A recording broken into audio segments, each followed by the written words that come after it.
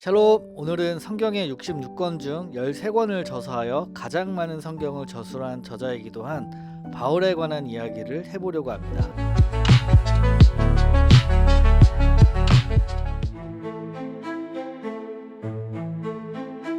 바울은 예수님을 믿은 이후에도 3년 동안이나 유대에 올라가지 않았고 3년이 지난 후에 예루살렘에 올라가서는 겨우 보름 동안만 머물렀습니다.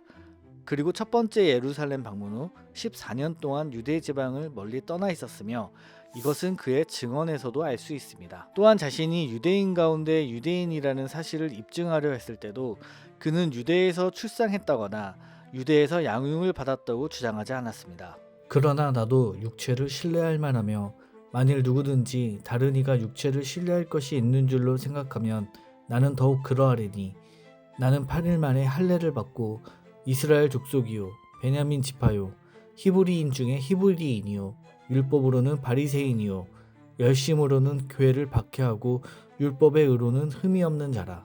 갈라디아서 1장 22절 말씀. 바울은 자신이 예루살렘에 있는 신도들의 모임들로부터 얼마나 멀리 떨어져 있었으며 독립적이었는가를 강조해 왔습니다.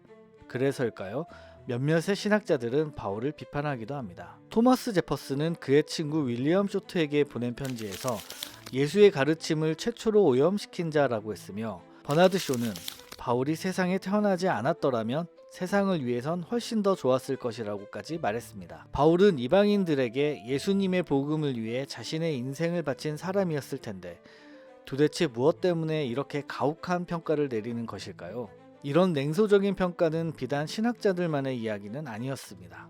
바울을 직접 대할 때에는 그는 약하고 말주변도 변변치 못하다라고 말하는 사람들도 있었습니다. 베드로후서 말씀에서와 같이 바울의 편지에서는 알기 어려운 것이 덜어 있어서 무식하거나 믿음이 굳세지 못한 사람은 성경을 잘못 해석하듯이 그의 편지를 잘못 해석해서 스스로 파멸에 이르고 말 것이라고 합니다. 불편한 사람이었던 바울, 그의 진심은 무엇이었을까요?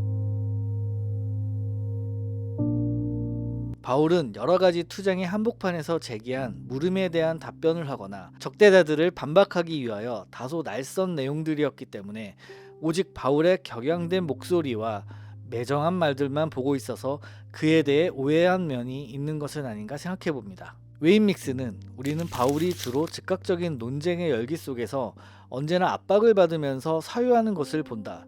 그 결과 때문에 뜨거운 언어가 용암처럼 마구 분출하여 자기 변호나 간곡한 공고의 말들이 뒤섞여 쏟아지는 것이다. 그의 말을 살펴보면 어쩌면 바울은 냉정하고 담담한 철학자가 아니라 헤아리기 깊은 신학자였음과 동시에 많은 전선을 감당하느라 분주하고 시비를 걸어오는 사람들을 어쩔 수 없이 상대해야 하는 거리의 싸움꾼은 아니었는지 생각해 봅니다. 바울은 할례를 받은 사람들과 할례를 받지 않는 사람들을 다르게 다루는 문제나 유대교적 음식 규례의 준수에 대해서도 상이한 조언을 하기도 하며 선교 전략의 유연성을 가지고 대처했습니다. 그는 다양한 성향과 사람들로부터 수많은 압박 속에서 자주 괴로워하기도 하고 때때로 격정적으로 행하기도 했습니다. 바울은 혼자서 외롭게 여러 가지의 문제들을 처리하며 다양한 방법으로 대처했습니다.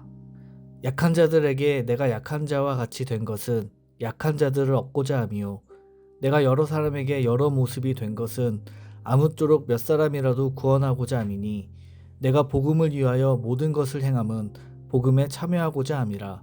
고린도전서 9장 22절에서 23절 말씀.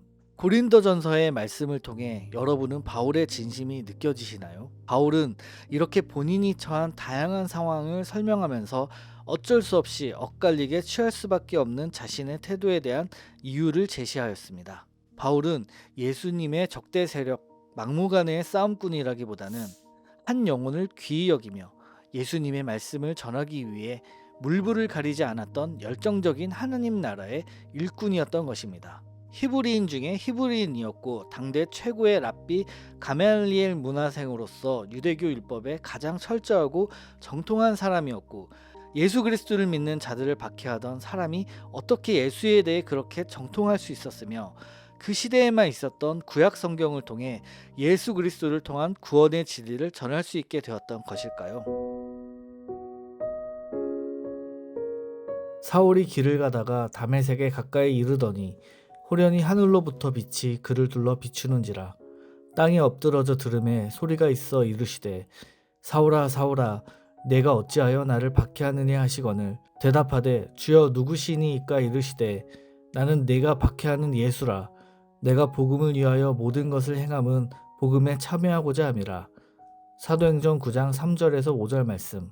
다메섹 사건은 그동안 바울이 가지고 있던 세계관, 정체성, 자부심이 한순간에 무너진 사건이었습니다. 율법으로 평생 섬겼던 하나님을 다시 만난 사건이었던 것이었습니다. 그 뒤로 바울은 진심으로 회심하며 말씀을 통해 오직 예수님만을 가르쳤고 알고 있었던 모든 것을 배설물처럼 버렸다고 합니다. 그러나 내 어머니의 태로부터 나를 택정하시고 그의 은혜로 나를 부르시니가 그의 아들을 이방에 전하기 위하여 그를 내 속에 나타내시기를 기뻐하셨을 때에 내가 곧 혈육과 의논하지 아니하고 또 나보다 먼저 사도된 자들을 만나려고 예루살렘으로 가지 아니하고 아라비아로 갔다가 다시 다메섹으로 돌아갔노라.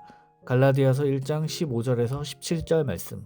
하나님은 말씀이 유대인을 위한 것으로 그치지 않고 사도 바울을 통해 이방인에게까지 흘러가게 하셨습니다. 바울은 우리에게 율법이 왜 주어졌는지를 가장 깊이 이해한 사람이었습니다. 히브리 사람이었던 바울은 히브리적 사고에서 말씀은 단순 지식이 아니라 삶을 움직이는 사건이었고 말씀을 전하고 말한 사람이 아닌 말씀에 붙잡혀 말씀대로 살아간 사람이었습니다. 그가 만난 예수님은 새로운 교리가 아니라 토라가 사람의 몸을 입고 찾아온 사건이었고 완전히 다시 살게 된 진정한 제자였던 것입니다. 바울은 유대인으로서 똑같이 율법을 봐왔지만 다른 유대인들과는 다르게 안식일에 유대인 회당에 들어가 성경 말씀으로 강론하며 예수님을 전하기도 했습니다. 율법에 대하여 유대인과 바울은 똑같은 열심이 있었으나 그의 열심의 방향은 전혀 달랐습니다. 똑같은 율법을 읽고 암송했지만 유대인들은 말씀을 지켜야 할 규범으로 붙잡아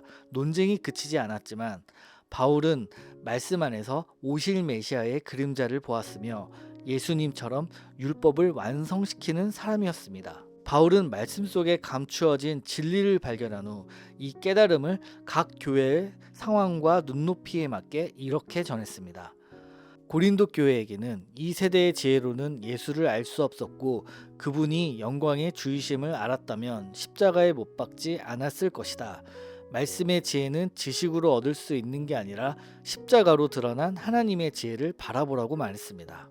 로마 교회에게는 그리스도는 모든 믿는 자에게 의를 이루기 위해 율법의 마침이 되셨다라며 율법으로 자신을 세우고 드러내려는 열심이 아니라 그리스도 안에서 완성된 하나님의 의를 보라고 말씀의 방향을 제시하였습니다. 그리고 갈라디아 교회에게는 이렇게 편지했습니다. 율법은 우리를 그리스도에게로 인도하는 교사였다. 율법을 읽는 목적은 우리를 예수께 데려다주는 길이라고 했습니다. 이렇게 바울은 하나님의 말씀을 온전히 깨달아 말씀을 전하는 진짜 이유와 목적에 대한 방향을 찾기 위해 직접 실천하며 온몸으로 외치고 있었던 것은 아닌지도 모르겠습니다. 유대인들은 율법을 철저히 지켰지만 율법이 가리키는 율법의 완성은 보지 못했습니다. 하지만 바울은 같은 유대인으로서 율법 아래에 있었지만은 율법 그 자체가 목적지가 아니라 이 율법은 결국 그리스도께 인도하는 구원의 길이었음을 깨달았던 것입니다. 바울은 그 말씀 안에서 사람의 몸을 입고 오신 토라, 예수 그리스도를 보았기 때문입니다. 오늘은 바울에 관한 여러 이야기들을 나누어 보았는데요. 여러분은 어떤 것들을 느끼시고 생각하게 되었는지 궁금합니다. 다음 시간에는 조금 특별한 컨텐츠로 만날 예정이니까요. 기대 많이 해주시면 감사하겠습니다. 샬롬!